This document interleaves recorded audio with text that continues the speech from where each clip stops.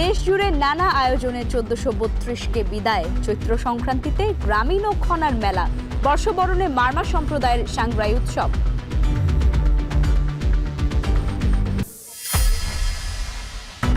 পহেলা বৈশাখে টাঙ্গাইল থেকে কৃষক কার্ডের উদ্বোধন করবেন প্রধানমন্ত্রী। প্রথম দিনেই পাচ্ছেন 20,000-এর বেশি কৃষক। জেলায় শেষ মুহূর্তের প্রস্তুতি।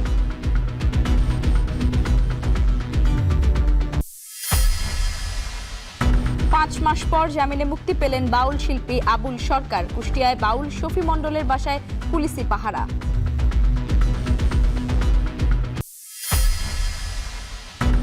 ঢাকার বাইরে হামে সংকটাপন্নের জন্য মিলছে না পর্যাপ্ত আইসিইউ। অসহায় স্বজনরা। সারা দেশে একদিনে 7 শিশুর মৃত্যু। ফুয়েল অ্যাপে রাজশাহীর পাম্পগুলোতে ফিরেছে শৃঙ্খলা।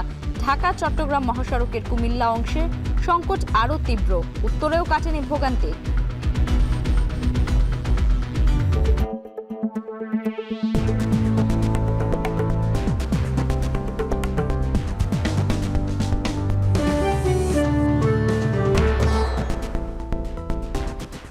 স্বাগত। এখন জনপদে পুরো আয়োজন জুড়ে সঙ্গে আছি লাইবা জান্নাত। চৈত্র সংক্রান্তিতে নেত্রকোনায় আয়োজন করা হয়েছে খনার মেলা। এদিকে চাঁদপুরে হচ্ছে গ্রামীণ মেলা। নেত্রকোনায় কেন্দুয়ায় তৃতীয়বারের মতো শুরু হয়েছে খনার মেলা। 3 বছর আগে কেন্দুয়ার একটি প্রত্যন্ত গ্রাম থেকে বিলুপ্ত হওয়া খনার ইতিহাস ঐতিহ্যকে ফিরিয়ে আনার উদ্যোগ নেওয়া হয়। এরপর থেকেই খনার মেলার আয়োজন হয়ে আসছে। খনার নানান উক্তি তুলে ধরে নতুন প্রজন্মকে খনার সাথে পরিচয় করানো হয় এই মেলায়। চৈত্র সংক্রান্তির ভোর থেকেই শুরু হয়ে মেলা চলবে দিনভর। দিনব্যাপী চলা আয়োজনে গান, কবিতা, ছবি আঁকা সহ আড্ডাও চলবে। এদিকে চৈত্র সংক্রান্তি উপলক্ষে চাঁদপুরের মঠখোলায় অনুষ্ঠিত হচ্ছে গ্রামীণ শিববীর মেলা। মেলাকে ঘিরে সকাল থেকে জনসাধারণ আসছে মেলা প্রাঙ্গণে। বাংলার ঐতিহ্য আগামী প্রজন্মের সামনে তুলে ধরতে এই মেলা আয়োজন বাড়ানোর দাবি দর্শনার্থীদের।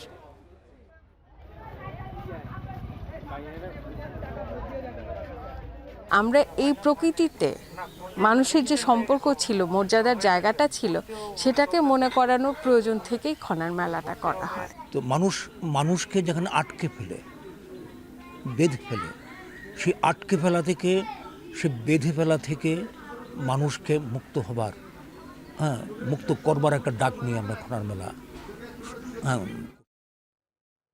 পুরনো বছরকে পেছনে ফেলে নতুন বছরকে স্বাগত জানাতে 3 পার্বত্য জেলার মারমা সম্প্রদায়ের মানুষ মেতে ওঠেন ঐতিহ্যবাহী সাংগ্রাই উৎসবে।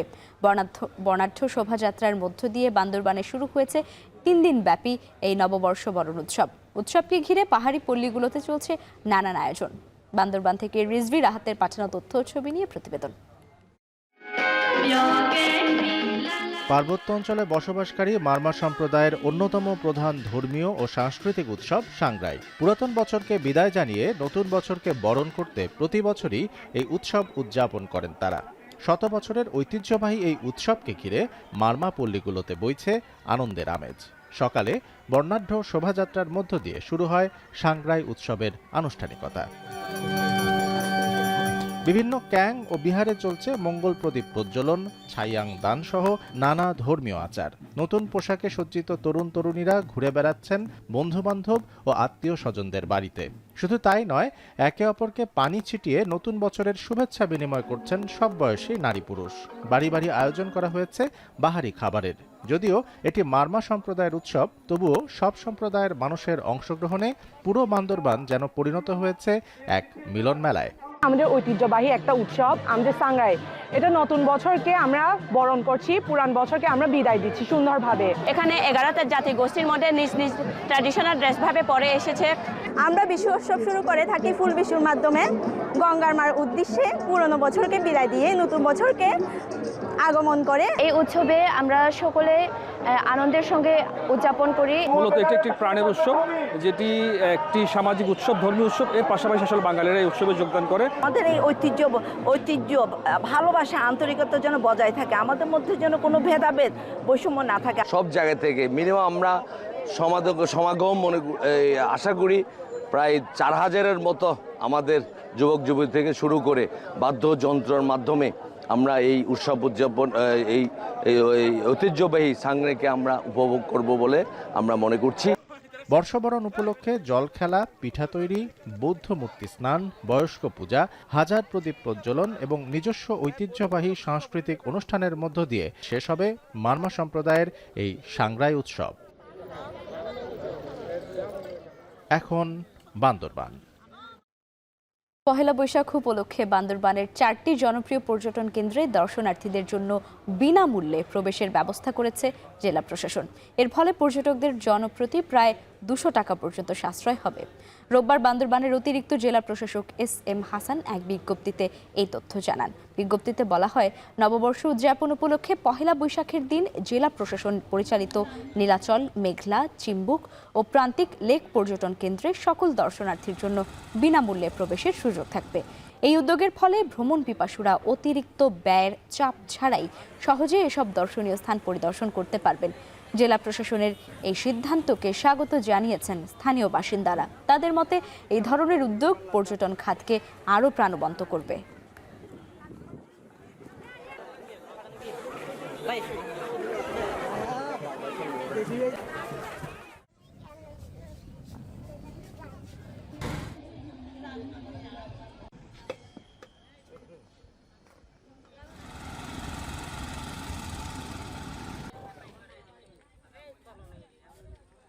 প্রি-পাইলটিং প্রজেক্ট কৃষক কার্ডের উদ্বোধনে কাল টাঙ্গাইল যাচ্ছেন প্রধানমন্ত্রী তারেক রহমান। পহেলা বৈশাখের দিন প্রধানমন্ত্রীর আগমন ঘিরে উচ্ছ্বসিত জেলার সর্বস্তরের মানুষ। শেষ সময়ে চলছে স্টেডিয়ামে মঞ্চ ও প্যান্ডেল তৈরির কাজ। টাঙ্গাইলে প্রধানমন্ত্রী তারেক রহমানের সমাবেশ স্থল পরিদর্শন করেছেন মন্ত্রীদের অনেকেই। আরও জানাচ্ছেন কাউসার আহমেদ। কৃষি কার্ড উদ্বোধন অনুষ্ঠানের প্রস্তুতি ঘিরে চলছে শেষ মুহূর্তের তৎপরতা। এ উপলক্ষে অনুষ্ঠানস্থল পরিদর্শন করেছেন মন্ত্রী প্রতিমন্ত্রীরা। পরিদর্শন শেষে কৃষিমন্ত্রী মোহাম্মদ আমিনুর রশিদ জানান, কৃষি কার্ড একটি যুগান্তকারী উদ্যোগ। এর মাধ্যমে ভর্তুকি, প্রণোদনা ও সরকারি সহায়তা সরাসরি কৃষকের হাতে পৌঁছে যাবে। কালকের দিনটা ঐতিহাসিক দুই অর্থে। এক, বছরের প্রথম দিন এবং বাংলাদেশের প্রথম কৃষি কার্ড যে চালু হতে যাচ্ছে, এটা এই টাঙ্গাইলেই আনুষ্ঠানিকভাবে মাননীয় প্রধানমন্ত্রী উদ্বোধন করবেন। মুক্তিযুদ্ধ বিষয়ক মন্ত্রী আহমেদ আজম খান জানান, কৃষকদের জীবনমান উন্নয়নে নিরলসভাবে কাজ করে যাচ্ছে সরকার। বলেন, কৃষি কার্ড চালুর মাধ্যমে গ্রামীণ অর্থনীতি আরও শক্তিশালী হবে। এইখানে স্টেডিয়াম থেকে কৃষক কার্ড বিতরণ উদ্বোধন করবেন। এটা মাননীয় প্রধানমন্ত্রীর নির্বাচনী ইশতেহারে ছিল এবং নির্বাচনী ওয়াদা ছিল। এ সময় ডাক, টেলিযোগাযোগ ও তথ্য প্রযুক্তি মন্ত্রী ফকির মাহবুব আনাম জানান, ডিজিটাল বাংলাদেশ গঠনের ধারাবাহিকতায় কৃষি খাতেও প্রযুক্তির ব্যবহার বাড়ানো হচ্ছে। কৃষি কার্ড সেই উদ্যোগেরই অংশ। ক্রীড়া প্রতিমন্ত্রী আমিনুল হক বলেন, টাঙ্গাইল সহ বাংলাদেশের স্টেডিয়ামগুলোতে পুনরায় জিমনেশিয়াম চালুর মাধ্যমে ক্রীড়ামোদী দেশ গড়ে তোলা হবে। এই কৃষি কার্ডের মাধ্যমে কৃষকদের ন্যায্য মজুরি, কৃষি ঋণ, সকল সুযোগ সুবিধা আমাদের আগামীর যে কৃষক, বর্তমান যে কৃষক, সকলেই সেই সুযোগ সুবিধা তারা পাবে। এছাড়া মৎস্য ও প্রাণী সম্পদ প্রতিমন্ত্রী সুলতান সালাউদ্দিন টুকু বলেন, কৃষি, মৎস্য ও প্রাণী সম্পদ খাতকে সমন্বিতভাবে এগিয়ে নিতে সরকার কাজ করছে। কৃষি কার্ড এই খাতগুলোর উন্নয়নে গুরুত্বপূর্ণ ভূমিকা রাখবে। এখন টাঙ্গাইল। গাজীপুরের কাশিমপুর কেন্দ্রীয় কারাগার 2 থেকে জামিনে মুক্তি পেয়েছেন বাউল শিল্পী আবুল সরকার। প্রায় 5 মাস পর কারামুক্ত হলেন তিনি। সোমবার বেলা 11:30টার দিকে কাশিমপুর কেন্দ্রীয় কারাগার 2 এর মূল ফটক দিয়ে বের হয়ে আসেন বাউল শিল্পী আবুল সরকার। কারা কর্তৃপক্ষ জানায়, রোববার আবুল সরকারের জামিনের কাগজপত্র কারাগারে পৌঁছায়। পরে সেটি যাচাই বাছাই শেষে তার বিরুদ্ধে অন্য কোনো মামলা না থাকায় আজ তাকে মুক্তি দেওয়া হয়। এর আগে গত বছরের 20 নভেম্বর ধর্ম অবমাননার অভিযোগে দায়ের করা মামলায় গ্রেপ্তার হন আবুল সরকার। গত 5 এপ্রিল বিচারপতি মোহাম্মদ আতোয়ার রহমান ও বিচারপতি মোহাম্মদ সগির হোসেনের সমন্বয়ে গঠিত হাইকোর্ট বেঞ্চ তাকে 6 মাসের অন্তর্বর্তীকালীন জামিন প্রদান করেন। নিরাপত্তা ঝুঁকির কারণে প্রখ্যাত বাউল শিল্পী শফি মণ্ডলের গ্রামের বাড়িতে পুলিশি পাহারা বসানো হয়েছে। শনিবার বিকেল থেকেই শফি মণ্ডলের কুষ্টিয়ার দৌলতপুরের ফিলিপনগরের বাসায় পাহারা বসানো হয়। এর আগে একই এলাকায় আব্দুর রহমান ওরফে শামীম নামে এক পীরকে ধর্ম অবমাননার কারণ দেখিয়ে পিটিয়ে হত্যা করে স্থানীয়রা। এ ঘটনায় পীর শামীমের সঙ্গে বাউল শফি মণ্ডলের একটি ছবি সামাজিক যোগাযোগ মাধ্যমে ছড়িয়ে পড়লে তার সঙ্গে ঘনিষ্ঠতার খবরে আলোচনা সমালোচনার সৃষ্টি হয়। এতে শফি মণ্ডলের নিরাপত্তা ঝুঁকি থাকায় বাড়িটির আশেপাশে অতিরিক্ত পুলিশ মোতায়েন করা হয়েছে। আইনশৃঙ্খলা পরিস্থিতি বিবেচনায় শফি মণ্ডলের বাসায় পুলিশি পাহারা বসানো হয়েছে বলে জানিয়েছেন কুষ্টিয়ার পুলিশ সুপার মোহাম্মদ জসিমউদ্দিন।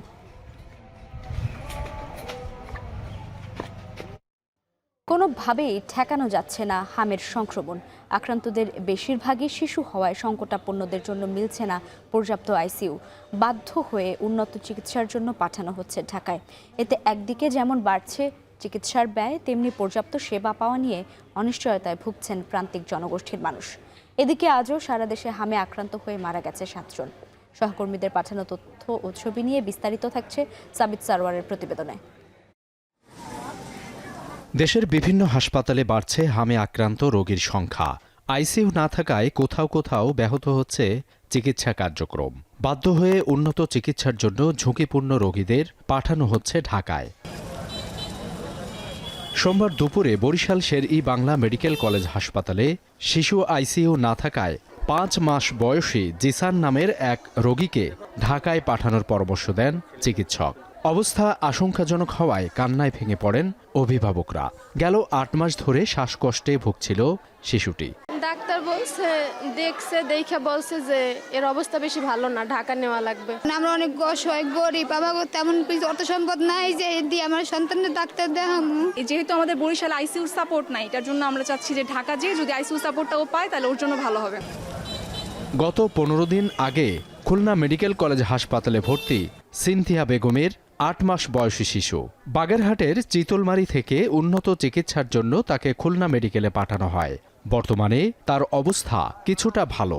গেল 15 মার্চ থেকে এখন পর্যন্ত খুলনা মেডিকেল কলেজ হাসপাতালে হামের উপসর্গ নিয়ে ভর্তি হয় 94 জন। এর মধ্যে মারা যায় 2 জন। ঢাকা থেকে দেখার পরে তারা লগা ভর্তি লিখে দিয়েছে, তারপর আমি খুলনা এসে এখানে ভর্তি হয়েছি। গোপালগঞ্জে ট্রিটমেন্ট করছি, তারপরে আপনার বরিশাল। ঠান্ডা জ্বরে আক্রান্ত 6 মাসের শিশু আয়াত। প্রাথমিক চিকিৎসায় ভালো না হওয়ায় জামালপুর থেকে নিয়ে তাকে ভর্তি করা হয় ময়মনসিংহ মেডিকেল কলেজ হাসপাতালের হাম আইসোলেশন ইউনিটে। হাসপাতালটিতে আজও নতুন করে ভর্তি করা হয়েছে 28 জনকে। আইসিইউ না থাকায় দুশ্চিন্তায় পড়তে হচ্ছে স্বজনদের। হামে আক্রান্ত হয়ে মেডিকেলে এখন পর্যন্ত মারা গেছে 12 জন। 1 সপ্তাহ দিনিয়া জ্বর, ঠান্ডা, কাশি। সন্ধ্যাবেলা আমরা এই যে ময়মনসিংহ দিয়েছে। পেডিয়াট্রিক আইসিইউ থাকলে আমরা ওই ঢাকায় রেফার করার পরিমাণটা কমে যেত, আমরা এইখানেই তাদেরকে সার্ভিস দিতে পারতাম। একইভাবে হামের উপসর্গ নিয়ে সিলেটের বিভিন্ন হাসপাতালে ভর্তি আছে 80 জন রোগী। এর মধ্যে গত 15 দিনে আইসিইউতে চিকিৎসাধীন অবস্থায় মারা গেছে 3 জন।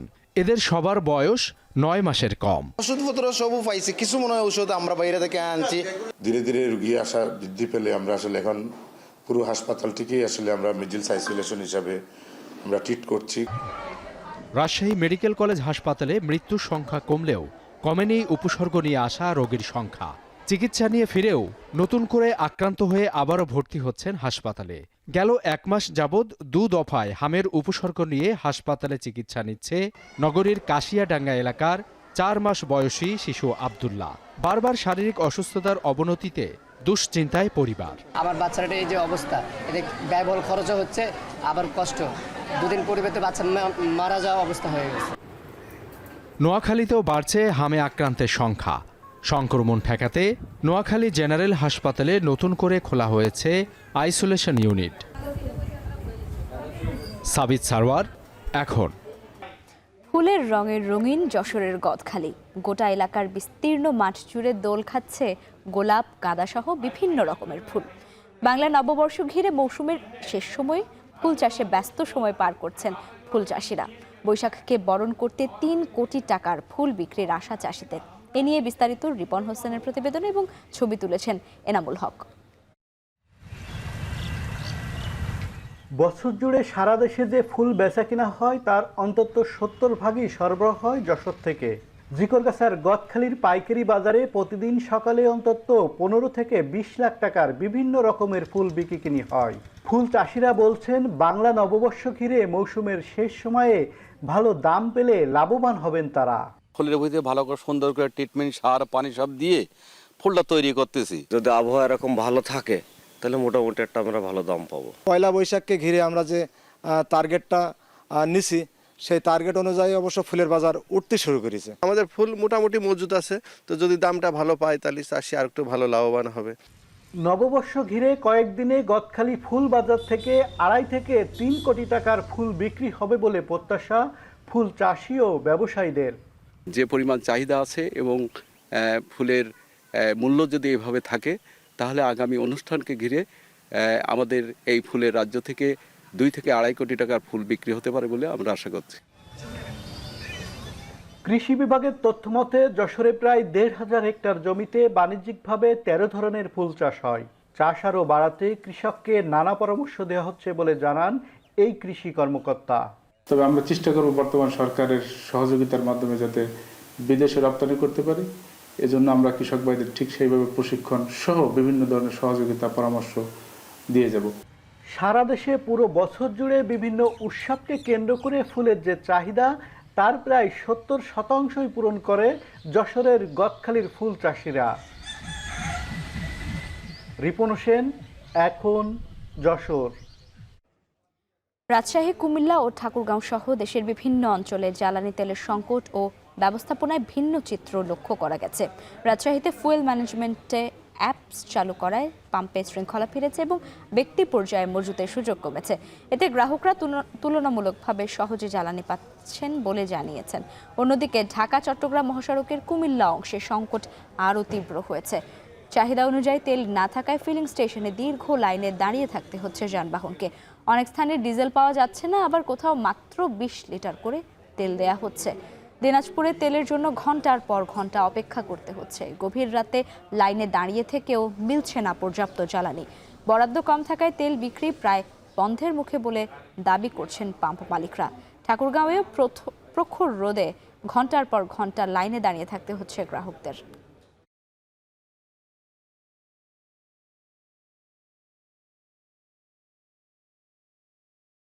এক ঘন্টা, আধা ঘন্টা, 2 ঘন্টা করে সিরিয়াল থাকা লাগে, কিন্তু 10 লিটার মতো উপরে তেল আমাকে কেউ দেয় না। 20টা তেল দিয়ে কতক্ষণ চালান যায়, এরপরে গাড়ি নষ্ট সেটা বলেও কাজ হচ্ছে না। পারমেন্ট নিতেছে, এদের মনে করেন 100, 150, 200 এমন টানকি ভরিয়ে দিতেছে। আমাকে ঘন্টার পর ঘন্টা বসা করে রাখা, দেখা গেছে 10টা দেয়, 20টা দেয়। এই 4 বার লইতে হয় তেল, একবারে দেন। আগে যেরকম একবারে দিত, অনেকবারে দেয় না, 4 বারে দেয়। ডিজেল সংকটে বিপাকে পড়েছেন ধামরাইয়ের কৃষকরা। ঘন্টার পর ঘন্টা অপেক্ষা করেও মিলছে না প্রয়োজনীয় জ্বালানি। এতে ব্যাহত হচ্ছে সেচ কার্যক্রম আর বাড়ছে ফসল উৎপাদন নিয়ে অনিশ্চয়তা। যদিও কৃষি বিভাগ বলছে পরিস্থিতি নিয়ন্ত্রণে রাখতে তদারকি জোরদার করা হয়েছে। বিস্তারিত হুমায়ুন কবিরের প্রতিবেদনে। সবুজে মোড়া ধামরাইয়ের মাঠ, বাতাসে দুলছে কচি বোরো ধান, যেন এক শান্তির প্রতিচ্ছবি। কিন্তু এই সৌন্দর্যের আড়ালেই লুকিয়ে আছে কৃষকদের গভীর উদ্বেগ। বিশ্ববাজারে জ্বালানি অস্থিরতার প্রভাব এসে পড়েছে সরাসরি স্থানীয় কৃষিতে। ডিজেলের অভাবে অনেক জায়গায় বন্ধ হয়ে আছে সেচ যন্ত্র। প্রয়োজন মতো পানি না পেয়ে শুকিয়ে যাচ্ছে ফসলি জমি। তেলের অভাবে আমার জমি ফেটে যাচ্ছে, আমার জমিতে ফসল কম হবে। আগে পানি দিতাম একদিন পর পর, এখন পানি দিতেছি 4 দিন 5 দিন পর পর। ফিলিং স্টেশনগুলোতে ডিজেলের জন্য কৃষকদের দীর্ঘ সারি যেন সংকটের বাস্তব চিত্র তুলে ধরছে। সেচ মৌসুমের মাঝপথে জ্বালানির অভাবে চরম দুশ্চিন্তায় দিন কাটছে তাদের। 7 দিন ঘুরেও তেল পাচ্ছি না, সিরিয়ালে আসে দেখা যায় তেল শেষ হয়ে যায়, পাবলিক আমার মারবার আসে, পানি দেয় না। এদিকে উপজেলা কৃষি বিভাগ জানায়, ধামরাইয়ের বেশিরভাগ সেচ ব্যবস্থা বিদ্যুৎ নির্ভর হওয়ায় পরিস্থিতি পুরোপুরি নিয়ন্ত্রণের বাইরে যাওয়ার আশঙ্কা কম। তবুও সংকট নিরসনে নজরদারি বাড়ানো হয়েছে। আমরা সেচ মালিকদের নিয়ে তাদেরকে নিয়ে বসেছি এবং আমরা জোরদার করেছি আমাদের মনিটরিং ব্যবস্থা, এবং কোনো ধরনের কোনো সমস্যা হলে দ্রুতই আমরা রিকভারির চেষ্টা করব। চলতি মৌসুমে ধামরাইয়ে প্রায় 16,998 হেক্টর জমিতে বোরো ধানের আবাদ হয়েছে। জ্বালানি সংকট দীর্ঘায়িত হলে এর প্রভাব পড়তে পারে বোরো মৌসুমের উৎপাদনে। দ্রুত এই সংকট সমাধানে ব্যবস্থা নেওয়ার দাবি সংশ্লিষ্টদের। পাশাপাশি কৃষকরা জানিয়েছেন, বিশেষ ব্যবস্থাপনার মাধ্যমে তাদেরকে জ্বালানি সরবরাহ করা না হলে তারা বড় ধরনের লোকসানের মধ্যে পড়তে পারেন। হুমায়ুন কবির, এখন, সাভার। তীব্র জ্বালানি সংকটের মধ্যেই উপজেলা পরিষদের চেয়ারম্যান পদে প্রার্থিতা জানান দিতে অর্ধশত গাড়ির বহর নিয়ে শোডাউন করায় পদ হারিয়েছেন নাটোরের গুরুদাসপুরে উপজেলা ছাত্র দলের ভারপ্রাপ্ত আহ্বায়ক মাসুদ রানা প্রামাণিক। সকালে বাংলাদেশ জাতীয়তাবাদী ছাত্রদল কেন্দ্রীয় কমিটি এক প্রেস বিজ্ঞপ্তির মাধ্যমে মাসুদ রানা প্রামাণিককে অব্যাহতি দেয়। এর আগে রোববার বিকেলে গুরুদাসপুর পাইলট মডেল উচ্চ বিদ্যালয় মাঠ থেকে মাসুদ রানার নেতৃত্বে প্রায় গাড়ির একটি বিশাল বহর বের হয়। আগামী উপজেলা পরিষদ নির্বাচনে চেয়ারম্যান পদে প্রতিদ্বন্দ্বিতা করার ঘোষণা দিতে নিজের জনপ্রিয়তা ও সাংগঠনিক শক্তি প্রদর্শনের লক্ষ্যে তিনি এই গাড়ি বহরের আয়োজন করেন। জ্বালানির সংকটকালে ছাত্রদল নেতার এমন কর্মকাণ্ড সমালোচনার জন্ম দেয়। পরে সোমবার সকালে জাতীয়তাবাদী ছাত্রদল কেন্দ্রীয় কমিটি মাসুদ রানা প্রামাণিককে দল থেকে অব্যাহতি দিয়ে প্রেস বিজ্ঞপ্তি প্রকাশ করে।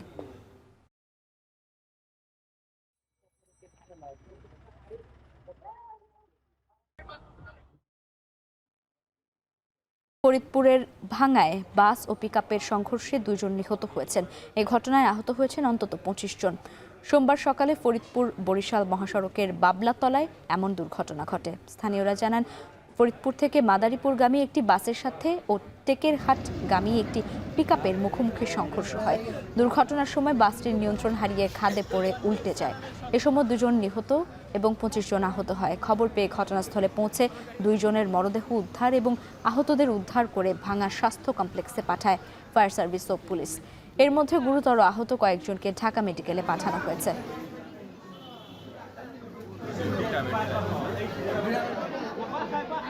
কক্সবাজারের রামুতে এক বৃদ্ধকে গলা কেটে হত্যার ঘটনায় অভিযুক্তকে আটক করেছে পুলিশ। অপরদিকে রামুর ফতেখারকুল ইউনিয়ন থেকে এক গৃহকর্মীর ঝুলন্ত মরদেহ উদ্ধার করা হয়েছে।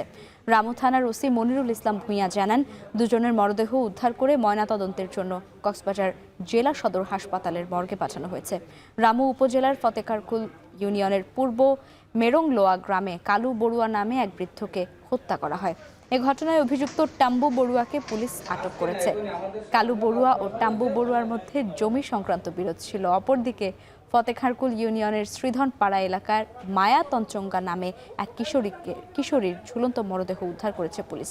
রান্নাঘরের সিলিং ফ্যানের সঙ্গে ঝুলন্ত অবস্থায় মায়াকে দেখতে পেয়ে পুলিশে খবর দেয় স্থানীয়রা। উভয় ঘটনায় আইনগত ব্যবস্থা প্রক্রিয়াধীন রয়েছে বলে জানিয়েছেন ওসি।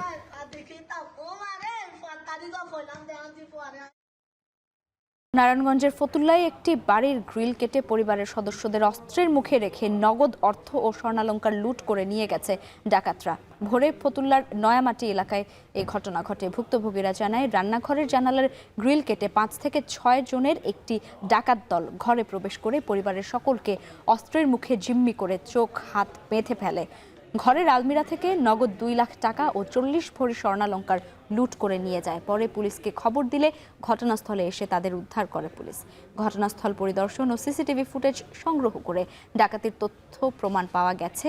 অপরাধীদের দ্রুত গ্রেপ্তারের জন্য পুলিশের অভিযান চলছে বলে জানিয়েছেন অতিরিক্ত পুলিশ সুপার তারেক আল মেহেদি।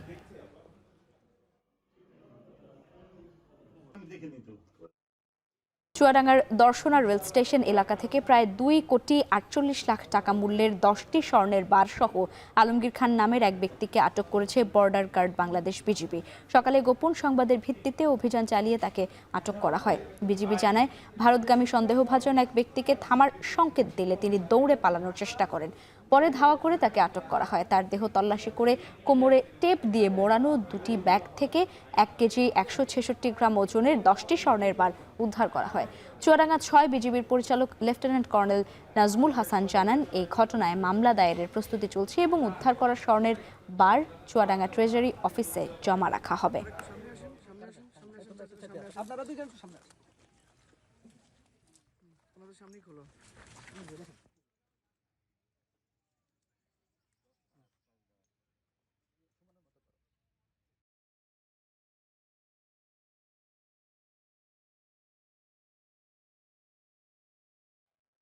আর এই ছিল এখন জনপদে। এখন টেলিভিশন ওয়েবসাইটে দেখতে ভিজিট করুন এখন.tv। এছাড়া ফেসবুকে দেখতে ভিজিট করুন facebook.com/tv.এখন এবং ইউটিউবে দেখতে ভিজিট করুন youtube.com/c/echontv।